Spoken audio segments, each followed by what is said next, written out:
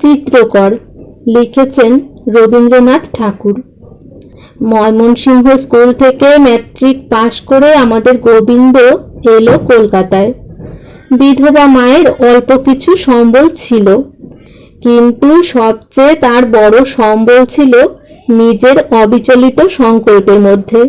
সে ঠিক করেছিল পয়সা করবই, সমস্ত জীবন উৎসর্গ করে দিয়ে।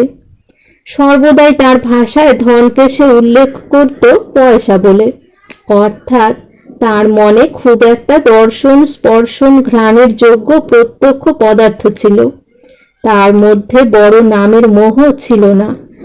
অত্যন্ত সাধারণ পয়সা, হাটে হাটে হাতে হাতে ঘুরে ঘুরে ক্ষয়ে যাওয়া মলিন হয়ে যাওয়া পয়সা, তাম্রগন্ধি পয়সা, কুবেরের আদিম স্বরূপ, যা রূপে সোনায় কাগজে দলিলে নানা মূর্তি পরিগ্রহ করে মানুষের মনকে ঘুরিয়ে নিয়ে বেড়াচ্ছে।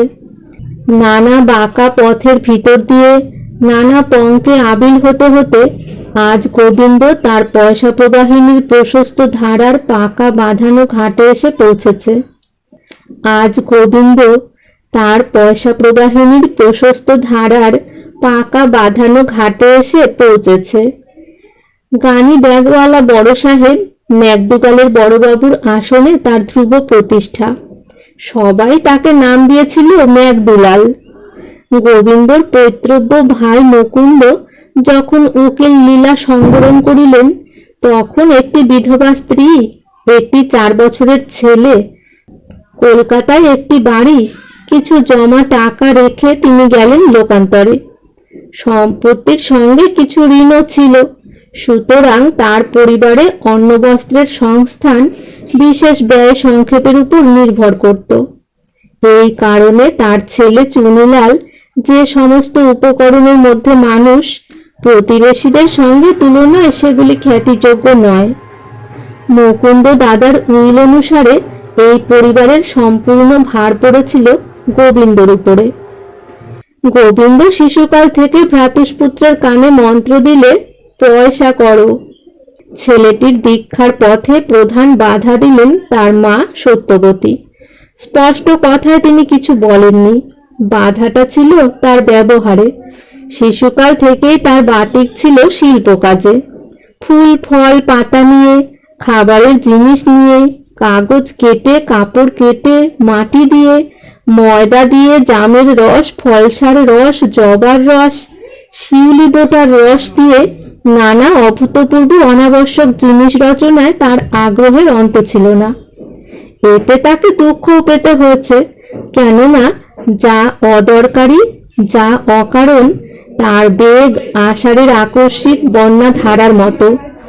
সচলতা অত্যন্ত বেশি, কিন্তু দরকারি কাজের খেয়া বাইবার পক্ষে অচল।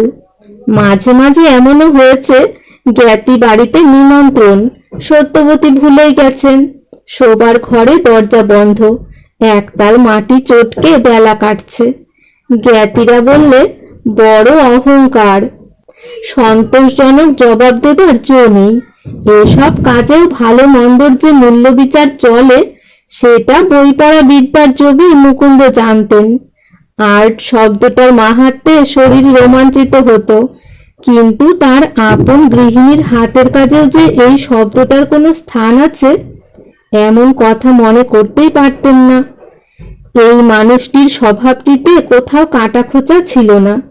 তার স্ত্রী অনাবশ্যক খেয়ালে অযথা সময় নষ্ট করেন, এটা দেখে তার হাসি পেত। সে হাসি স্নেহ রসে ভরা। এ নিয়ে সংসারের লোক কেউ যদি কটাক্ষ করত, তিনি তখনই তার প্রতিবাদ করতেন। মুকুন্দর স্বভাবে অদ্ভুত একটা আত্মবিরোধ ছিল। ওকালতির কাজে ছিলেন প্রবীণ, কিন্তু ঘরের কাজে বিষয় বুদ্ধি ছিল না বললেই হয়। পয়সা তার কাজের মধ্যে দিয়ে যথেষ্ট বইত, কিন্তু ধ্যানের মধ্যে আটকা পড়ত না। সেই জন্য মনটা ছিল মুক্ত। অনুগত লোকদের উপরে নিজের ইচ্ছে চালাবার জন্য কখনো দৌরাত্ম্য করতে পারতেন না।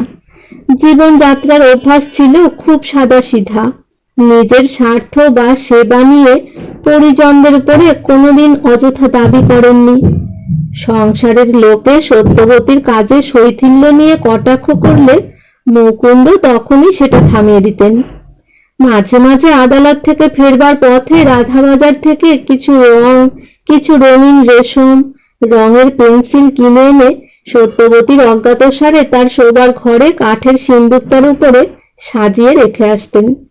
কোনোদিন বা সত্যবতীর আঁকা একটা ছবি তুলে নিয়ে বলতেন, বাহ, এ তো বড় সুন্দর হয়েছে। একদিন একটা মানুষের ছবিকে উল্টিয়ে ধরে তার পা দুটোকে পাখির মুন্ডু বলে স্থির করলেন। বললেন, সতু, এটা কিন্তু বাঁধিয়ে রাখা চাই, বকের ছবি যা হয়েছে চমৎকার। মুকুন্দ তার স্ত্রীর চিত্র রচনায় ছেলে মানুষই কল্পনা করে মনে মনে যে রসটুকু পেতেন, স্ত্রীও তার স্বামীর চিত্র বিচার থেকে ভোগ করতেন সেই একই রস। সত্যবতী মনে নিশ্চিত জানতেন, বাংলাদেশের আর কোনো পরিবারের তিনি এত ধৈর্য, এত প্রশ্রয় আশা করতে পারতেন না। শিল্প সাধনায় তার এই দুর্নির্বার উৎসাহকে কোনো ঘরে এত দরদের সঙ্গে পথ ছেড়ে দিত না। এই জন্যে যেদিন তার স্বামী তার কোনো রচনা নিয়ে অদ্ভুত অত্যুক্তি করতেন, সেদিন সত্যবতী যেন চোখের জল সামলাতে পারতেন না। এমন দুর্লভ সৌভাগ্যকেও সত্যবতী একদিন হারালেন। মৃত্যুর পূর্বে তার স্বামী একটা কথা স্পষ্ট করে বুঝেছিলেন যে তার ঋণ জড়িত সম্পত্তির ভার এমন কোনো পাকা লোকের হাতে দেওয়া দরকার, যার চালনার কৌশলে ফুটো নৌকো পার হয়ে যাবে। এই উপলক্ষে সত্যবতী এবং তার ছেলেটি সম্পূর্ণভাবে গিয়ে পড়লেন গোবিন্দর হাতে। গোবিন্দ প্রথম দিন থেকে জানিয়ে দিলেন, সর্বাগ্রে এবং সকলের উপরে পয়সা। গোবিন্দর এই উপদেশের মধ্যে এমন একটা সুগভীর হীনতা ছিল যে সত্যবতী লজ্জায় কুণ্ঠিত হতো। তবু নানা আকারে আহারে ব্যবহারে পয়সার সাধনা চলল। তা নিয়ে কথায় কথায় আলোচনা না করে তার উপরে যদি একটা আব্রু থাকতো তাহলে ক্ষতি ছিল না। সত্যবতী মনে মনে জানতেন, এতে তার ছেলের মনুষ্যত্ব খর্ব করা হয়। কিন্তু সহ্য করা ছাড়া অন্য উপায় ছিল না। কেননা যে চিত্তভাব সুকুমার, যার মধ্যে একটি অসামান্য মর্যাদা আছে, সেই সবচেয়ে অরক্ষিত।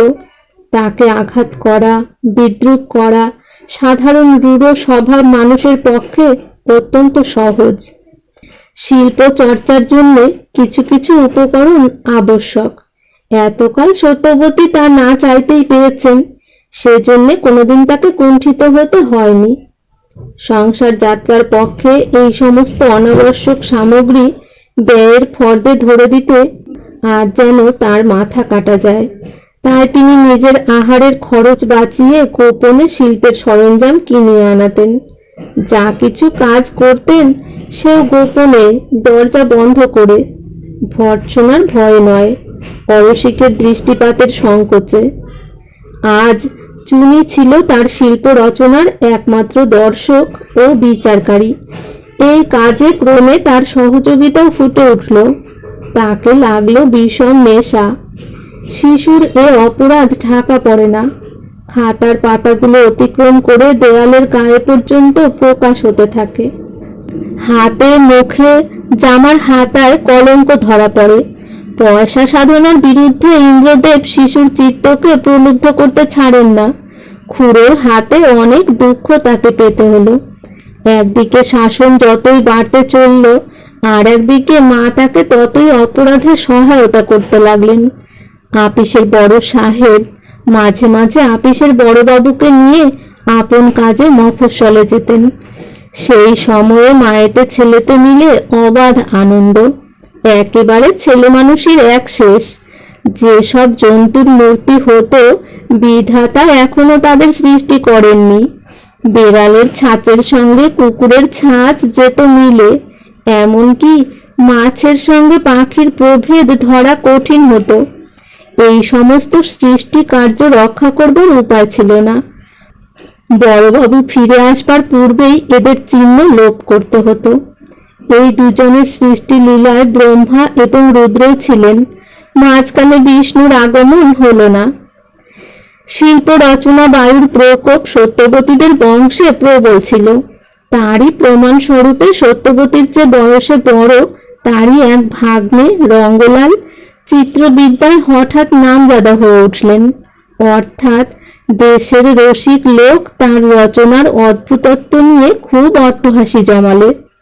তারা যেরকম কল্পনা করে তার সঙ্গে তার কল্পনার মিল হয় না দেখে তার গুণপনার সম্বন্ধে তাদের প্রচণ্ড অবজ্ঞা হলো।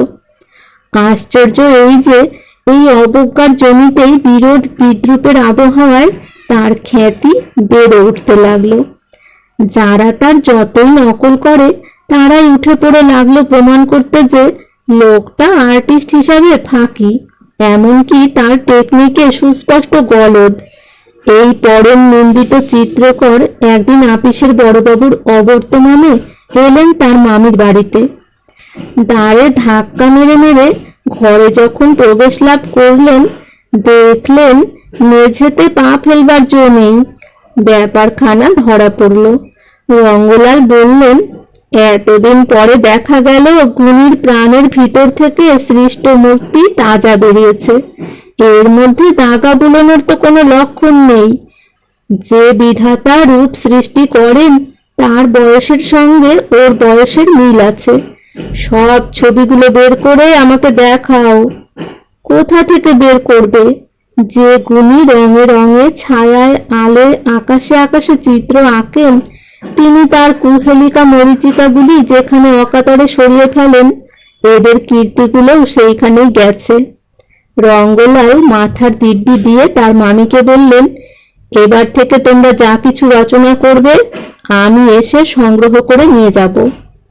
বড়বাবু এখনো আসেননি। সকাল থেকে শ্রাবণের ছায়ায় আকাশ ধ্যানমগ্ন।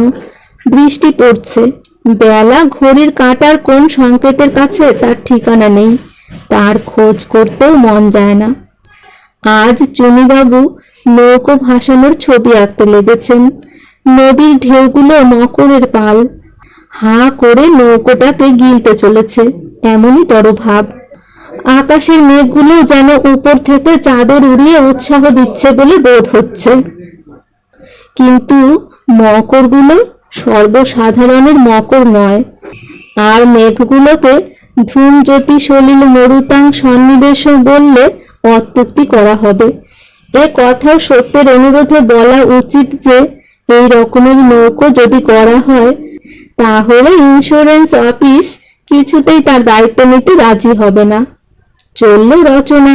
আকাশের চিত্রীও যা খুশি তাই করছেন, আর ঘরের ওই মস্ত চোখ মেলা ছেলেটিও তথই বচ। এদের খেয়াল ছিল না যে দরজা খোলা। বড়বাবু এলেন, গর্জন করে উঠলেন, কি হচ্ছে রে? ছেলেটার বুক কেঁপে উঠল, মুখ হলো ফ্যাকাশে। স্পষ্ট বুঝতে পারলেন পরীক্ষায় চুনিলালের ইতিহাসের তারিখ ভুল হচ্ছে, তার কারণটা কোথায়। ইতিমধ্যে চুনিলাল ছবিটাকে তার জামার মধ্যে লুকোবার ব্যর্থ প্রয়াস করাতে অপরাধ আরো প্রকাশমান হয়ে উঠল। টেনে নিয়ে গোবিন্দ যা দেখলেন তাতে তিনি আরো অবাক। এটা ব্যাপারখানা কি? এর চেয়ে যে ইতিহাসের তারিখ ভুলো ভালো। ছবিটা কুটি কুটি করে ছিঁড়ে ফেললেন। চুনিলাল ফুপিয়ে ফুপিয়ে কেঁদে উঠল। সত্যবতী একাদশীর দিন প্রায় ঠাকুর ঘরেই কাটাতেন।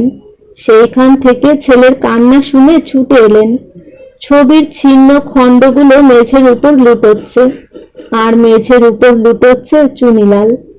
গোবিন্দ তখন ইতিহাসের তারিখ ভুলের আদি কারণগুলো সংগ্রহ করছিলেন অপসারণের অভিপ্রায়ে।